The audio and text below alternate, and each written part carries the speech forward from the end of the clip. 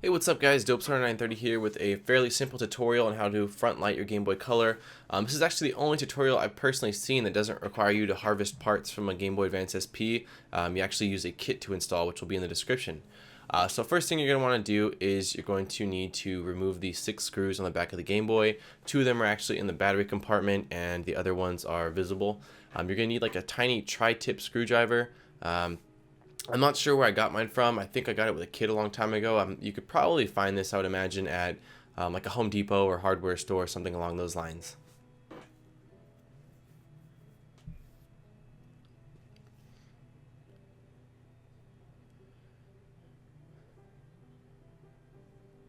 Once you're done with that, go ahead and simply lift off the back housing, and you'll go ahead and expose the PCB board.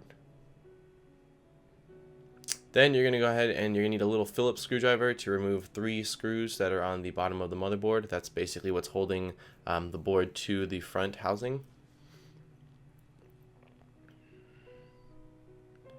Once you've done that, you go ahead and remove the ribbon cable. Basically, you're going to pull these 2 brown tabs on both sides until they kind of pop out a little bit. Once you've done that, you'll know that it's popped out because the ribbon cable will basically come out without any force. It'll slide right out.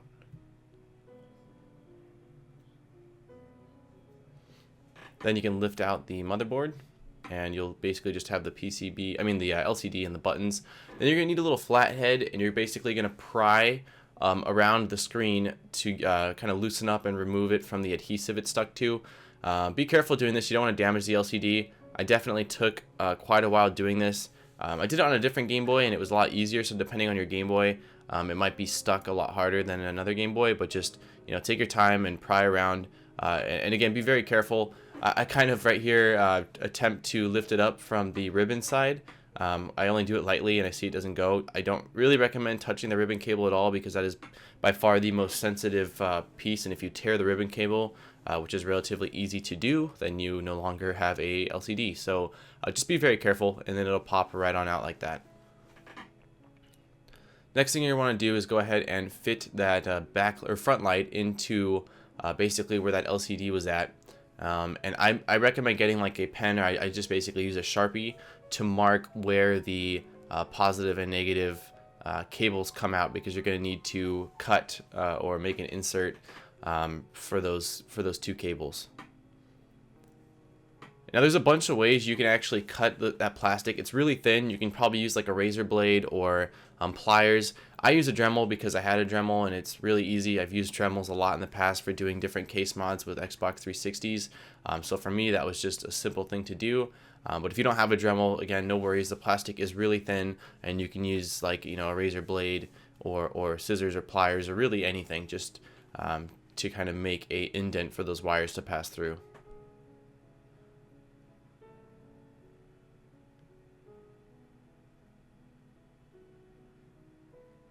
If you use a Dremel, just be careful you don't go too deep down. You don't want to cut through the front of the the Game Boy, because that will, it'll work, but it'll look really bad. So basically then I just use my fingers to kind of peel off or remove all of the plastic that I just cut through, to kind of clean it up a bit. You don't want a bunch of little pieces inside of the case.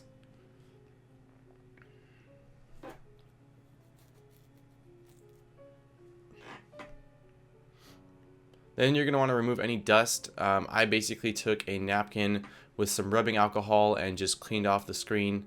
You don't necessarily have to do this, but I did so. You don't want any dust in between, because with that light it'll show all sorts of dust and you won't be able to get it out. So make sure that you do it somewhere there it's not a lot of dust. Then go ahead and just pop the back or front light back in place. The wires should, like you see here, run basically right through those indents that you made, and then you can fit the LCD screen right back on top of that.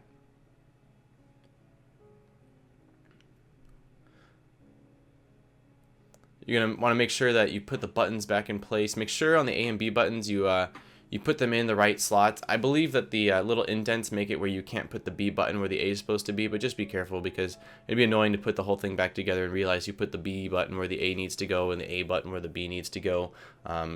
It's small things like this that I've learned from experience. If you don't think, things like that will happen, and it's just annoying. Then basically place the board back on top and screw those 3 Phillips screws into place. Next comes the soldering part. This is super easy. Even if you're, once first put the ribbon cable back in, basically same way, it'll slide back in, and you'll push those two brown tabs back into place, locking the LCD screen in place. But when it comes to the soldering, this is really easy soldering. I mean, even if you've never soldered before, I honestly believe as long as you take your time, anyone can attempt this.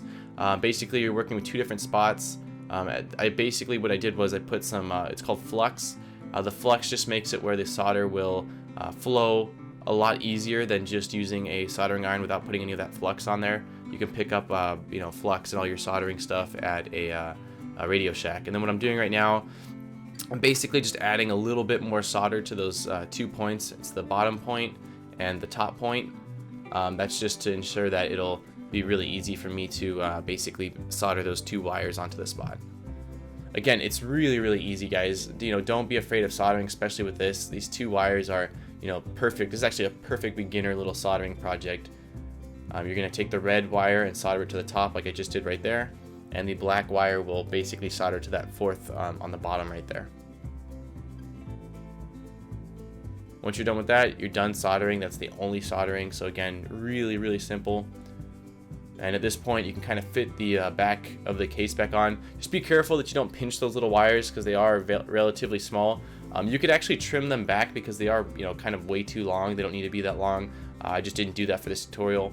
Because I'm gonna do some more stuff to this Game Boy, so I didn't want to restrict my wire length basically. Then you can just put the screws back on for your case, pop in your batteries, and basically put the back on, flip the switch on, and there you go. You've got a backlit Game Boy. Now I will say it's relatively hard to see some of the games. So there is another method of doing this with this exact same kit. Everything's the same, but you're actually going to use an adhesive to stick the back or the front light to the LCD screen. I'm basically going to make like a part 2B for those of you that want to do that. It's just an extra step, not very difficult, but just to kind of give you a cleaner, better look. So I'm going to go ahead and attempt that, and I'll upload that video in the next couple days or week here. So please like and subscribe for more, and thanks for watching, guys.